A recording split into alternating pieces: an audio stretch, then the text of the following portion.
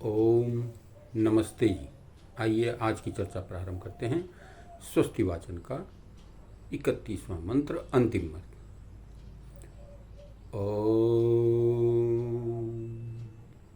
ये त्रिसप्ताह पर्यन्ति विश्वा रूपाणि बिभ्रतः वाचस्पतिर्बलां तेषां तन्नो अद्य ददातु मे। ये त्रिसप्ताह जो 3 गुणों अर्थात सत्व, रजस और तम और 7 पदार्थ पृथ्वी, अपह, तेज, वायु, आकाश, तन्मात्रा और अहंकार, विश्वा रूपाणि बिभ्रता समस्त रूपों को धारण करते हुए पर्यंती विचरते हैं, तेषां बलामे तन्वः उनके बलों को मेरे शरीर में वाचस्पति अद्य ददातु परमेश्वर आज धारण कराए। देखिए कितनी सुंदर बात इस मंत्र में बताई गई है कि जो परमात्मा इन 3 गुणों को सत्व, रजस और तमस, 7 पदार्थ पृथ्वी, अपा कहते हैं जल के लिए, जल, तेज, वायु, आकाश, तन्मात्र और अहंकार, ये जो 7 पदार्थ हैं इनको क्या करें? विश्वारूपाणि बिभ्रतः समस्त रूपों को धारण करते हुए विचरते हैं। परमात्मा इन संपूर्ण गुणों को अपने जीवन में धारण किए हुए हैं, विचरते हैं। ये सांसारिक पदार्थों में ये सारे विचरण करते रहते हैं।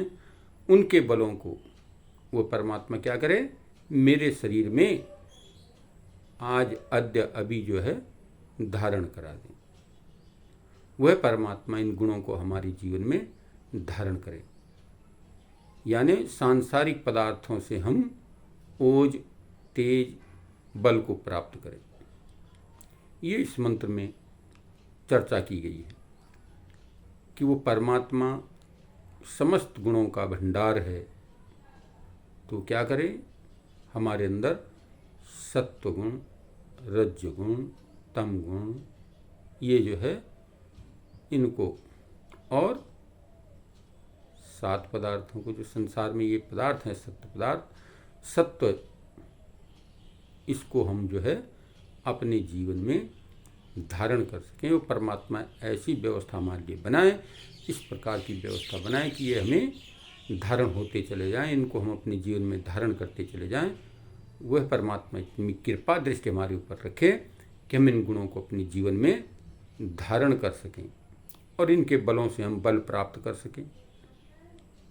तो सांसारिक पदार्थों से इसमें बल प्राप्ति की कामना की गई है कि संसार में जितने भी जो पदार्थ हैं इनसे हम ओज, तेज, बल प्राप्त कर सकें।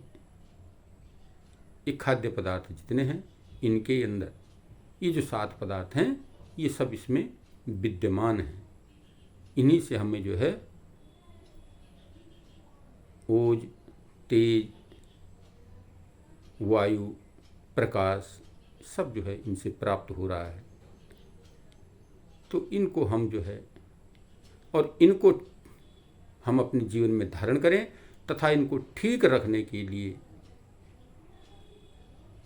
इन पदार्थों को उचित और ठीक रखने के लिए क्या करें? यज्ञ करें।